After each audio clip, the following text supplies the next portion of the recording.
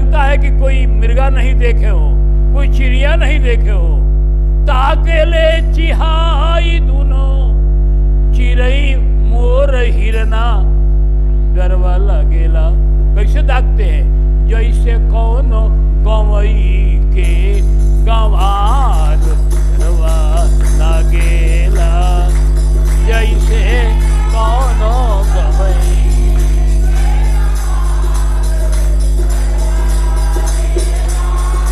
की कैसन परमेश्वर।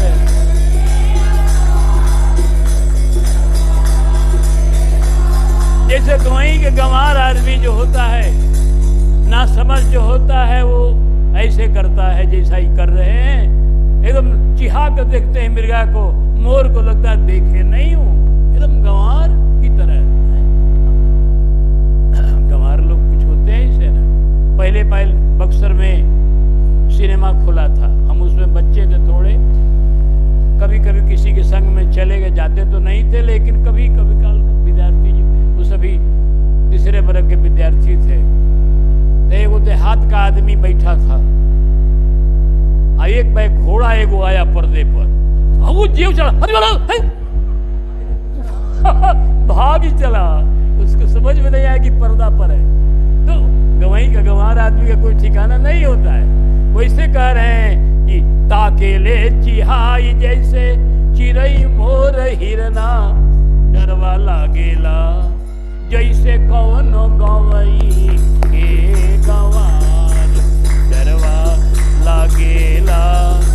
जैसे कौनो गवई।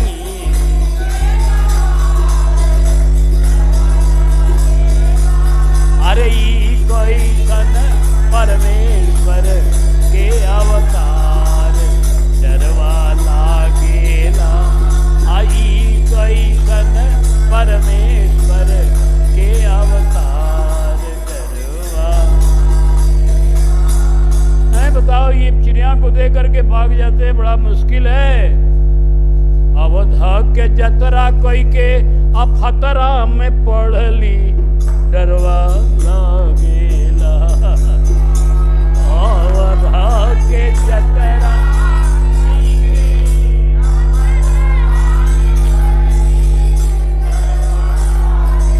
ये यात्रा हमारी तो बड़ी अफतरा में डाल दी है। ये भला बताओ, अवध के जतरा कोई के अफतरा में पड़ली। अफतरा शब्द भी तो भोजपुरी का बड़ा कमाल शब्द है। अफतरा में पड़ली डरवा लागेला। अरे खतरा मोल लिहली हाथ पसार डरवा लागेला।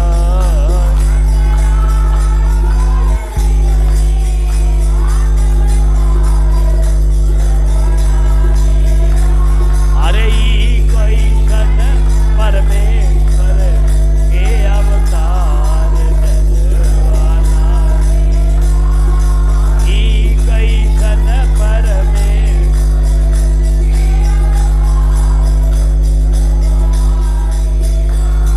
मुनि जी को आता है कि जरा सा डांट दें इनको, हैं?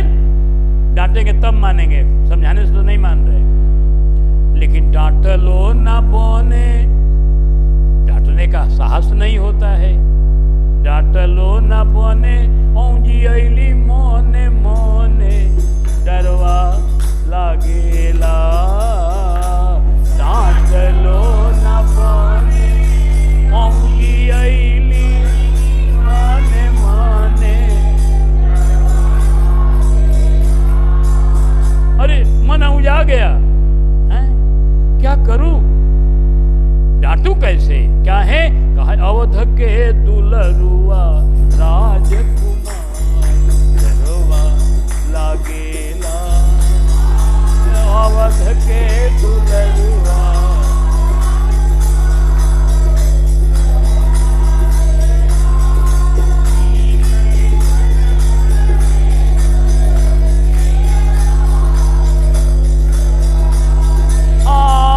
कैसे समझाइन के, कैसे बुझाई डरवा लागेला। कैसे समझाइन के, कैसे बुझाई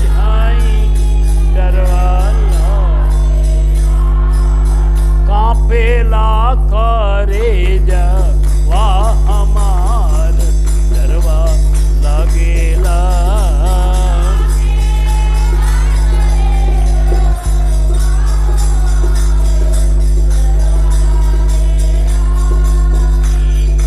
सन परमेश्वर के अवतार।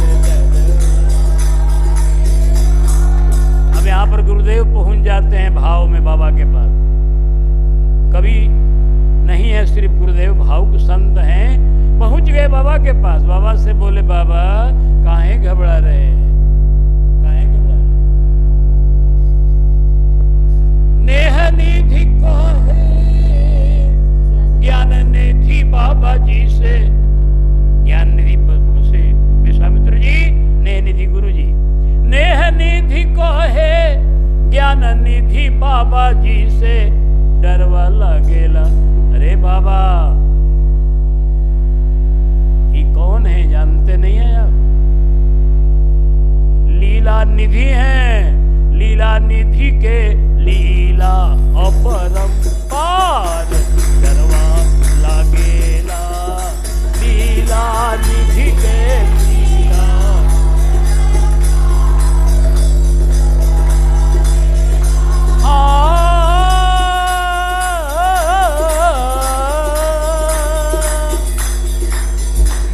अरे नेह निधि को है ज्ञान निधि बाबा जी से डरवा लागेला। नेह निधि को है ज्ञान निधि बाबा जी से, अरे लीला निधि के लीला परंपार। लीला निधि के लीला परंपार डरवा लागे। की कैसन परमेश्वर के अवतार।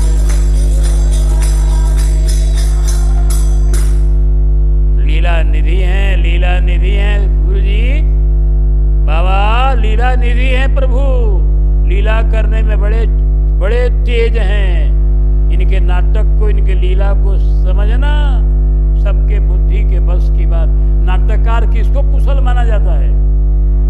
नाटककार कुशल वही माना जाता है, लीला करने वाला, जो अपने श्रोता को भुलवा दे, दर्शक को भुला दे, उसी को नाटक बढ़िया माना जाएगा ना। मान लीजिए कोई राजा है, अब भिखारी का पाठ ले लिया, तो इतना भिखारी का पाठ बढ़िया करे कि देखने वाले को दया लगने लगे कि बेचारे को कुछ दे दे। ना देखने लगे राजा राजा राजा हो, राजा हो, तब इतना नाटक बढ़िया नहीं हुआ। और जब भूल जाए उसका स्वरूप पीछे वाला आदमी, इसका माने कि नाटक बढ़िया हुआ। नाटक का यही खूबी है, नकली का वही महत्व है कि असलियत को भुला दे। नाटक, हमारे अयोध्या के चित्रकारों ने चित्र बनाया, इतना बढ़िया चित्र बनाया है, घर घर में लोग राम जी के लीला का। चारु चित्रशाला गृह गृह प्रति लिखे बनाए। तो उसी में श्री हमारे एक संत हो गए हैं अभी मानस तरंग के लेखक श्री अनंत श्री भैरव प्रसाद द्विवेदी जी ने लिखा है चित्र का वर्णन। एक चित्र बना हुआ है, एक घर में राम जी निकले हैं चित्र देखने के लिए। राम जी के मन में आया, कहा चलो घर घर में अयोध्या वासियों के द्वारा अपना बनाया हुआ जो लीला का चित्र है दर्शन किया जाए, कैसा कैसा वो चित्र बनाया है। तो एक प्रेमी के घर में गए राघव, बड़ी सुंदर उसकी चित्रशाला थी। वो जनकपुर का चित्र का एक शाला रखा था। तो जनकपुर के शाला में प्रवेश की राम जी, तो वहाँ किशोरी जी के जयमाला प्रकरण के बाद वो कंगन वाला दृश्य था, कंगन वाला। कर कंपे कंगन नहीं छूटे।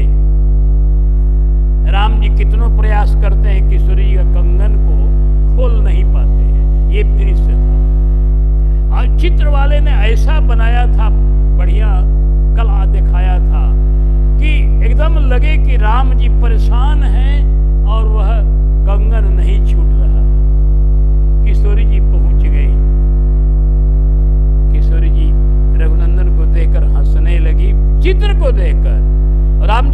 गई, बगल में खड़े हैं। अब बोली कि सरकार आपसे नहीं छूटेगा, हम लीजिए छुड़ा देती हैं। वो चलिए, वो चित्र में कहा कंगन छुड़ाने, राम जी ने हाथ पकड़ लिया। अरे ये क्या चित्र है? अरे अरे हम तो भूल गए। तो इसका नाम है कला। कलाकार वही बना जाता है जो अपनी कला में सारे ज्ञान को भुला दे, तो अच्छा कलाकार। तो राम जी अच्छे लीलाधर है, जो बाबा ऐसे महान ज्ञानी को, विश्वामित्र महामुनि ज्ञानी, महामुनि और महाज्ञानी को आज भुलवा रहे हैं।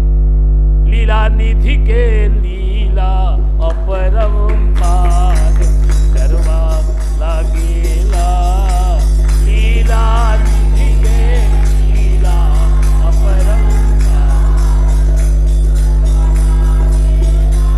अरे ई कैसन परमेश्वर के अवतार करवा लागेला, ई कैसन।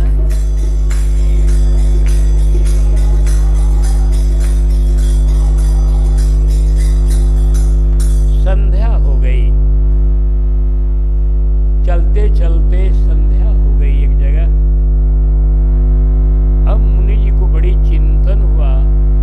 अब तो इनको एक साधारण बालक अब समझ रहे हैं। प्यार बहुत है भगवान के प्रति, इनका वात्सल्य उमड़ पड़ा है, एकदम भगवान के प्रति एक बच्चे वाला प्रेम हो गया है। तब सोच रहे हैं कि इन दोनों को सुलावे कहाँ हम।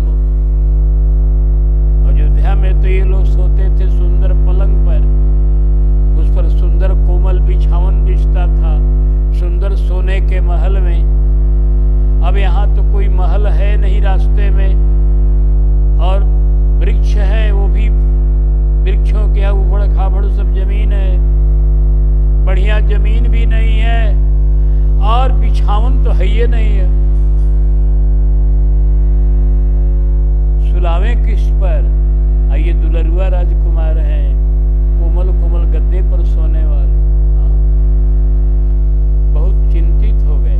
गुरुजी ने पद लिखा, देखी दोनों भैया के ललित लहरी कैया, हो सकुचाइल जियर करे मुनि कौशिक मन में सोच, हो सकुचाइल जियर करे मुनि कौशिक मन में।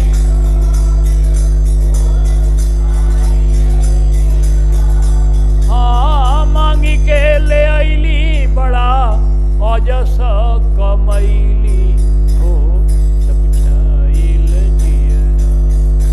मांगी के ले आईली बड़ा अजस कमैली, हो। अरे अब ही इतनी कोमल अवस्था, इतनी नाजुक अवस्था, इतनी सुकुमार, अब ही उमरिया बड़ी लोच, हो सकुचाइल जियर। आया वही उमरिया बड़ी लोच,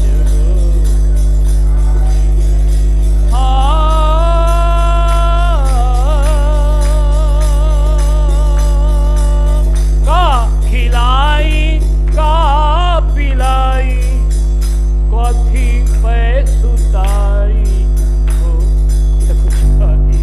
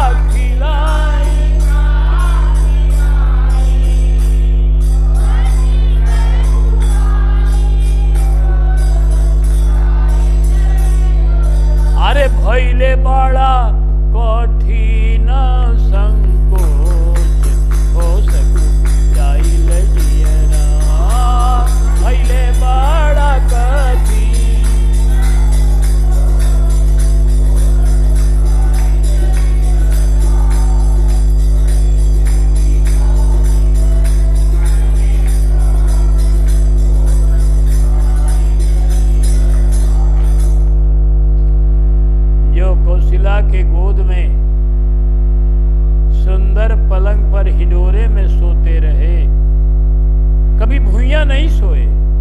कौशिला के छैया कबहू सुतले न भुइया हो सकुचाइल जिया। कौशिला के छैया कबहू सुतले न भुइया हो सकुचाइल जिया। अरे अब भुइया सुलाना पड़ेगा इनको। अब कहीं बेचारे के भुइया में सोने में कहीं किसी अंग में मोच आ गई तो मैं क्या करूंगा। अरे क्योंकि भुइया थोड़ा उबड़ खाबड़ होएगा ही।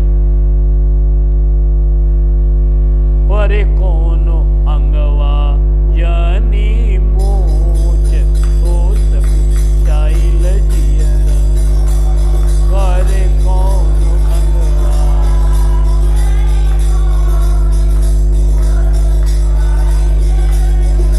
अंत में बाबा ने निर्णय लिया, क्या करूं, क्या इनको बिछाऊं का एक ही उपाय है, पत्तों का बिछावन बनाया जाए।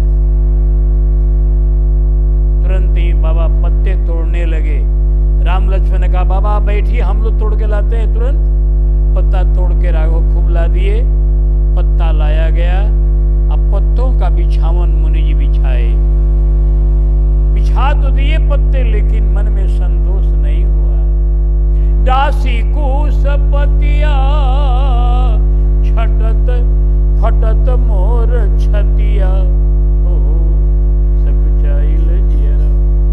काहे परे कोनो अंगवा जनी खोच, कहीं खोच न लग जाए कुश का, पत्तों के नोक का राघव के शरीर में खोच न लग जाए। मैं क्या करूंगा। इतने सुकुमार इतने नाजुक बच्चों को हम संग में लाए, लेकिन अब लाचारी है। दूसरा सोचत नारायण प्रभु चरण परायण हो सकुचाइल जिया। मुनि जी सोचते हैं दुनिया मुझको मूर्ख कहेगी। कहे जग कौशिक बड़ पोच और आइल जिया। कहे जग कौशिक बड़ पोच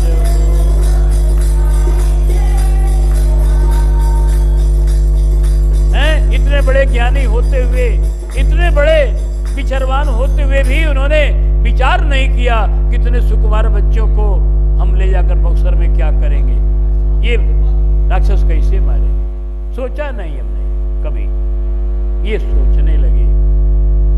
कहे जगह कौशिक बड़ पूज, दुनिया कहेगी कौशिक बड़े मूर्ख है। इस तरह से राघव को सुला तो दिया।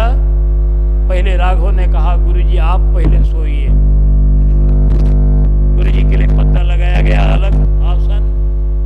गुरुजी का सेवा किया दोनों बच्चों ने। राघव चरण दबाए। यह भी इनका स्वभाव बड़ा विचित्र है।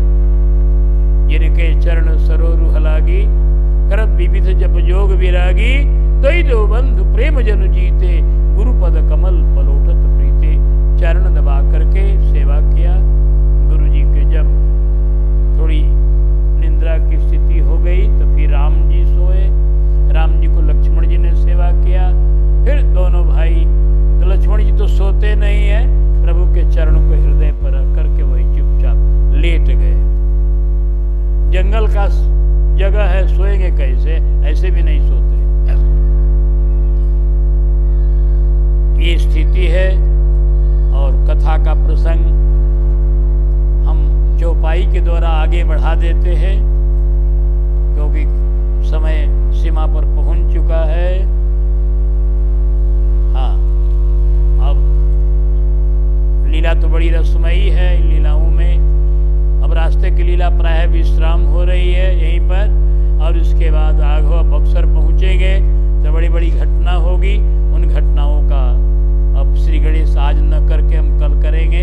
आज तो इनको यहीं रहने दिया जाए, लेकिन कितने भावुक भक्त हैं, उनके हृदय में बड़ी चोट होगा कि राम जी जंगल में कैसे अकेले में हैं। इसलिए चौपाई के द्वारा हम आश्रम में पहुंचा देते हैं राम जी को।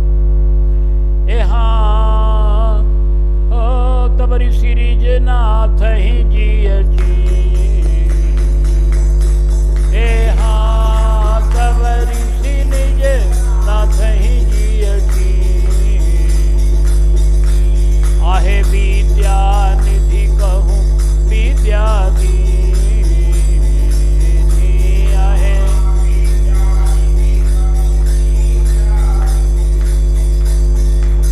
आयुध सर्व समर्पिके प्रभु निज आश्रमयानि।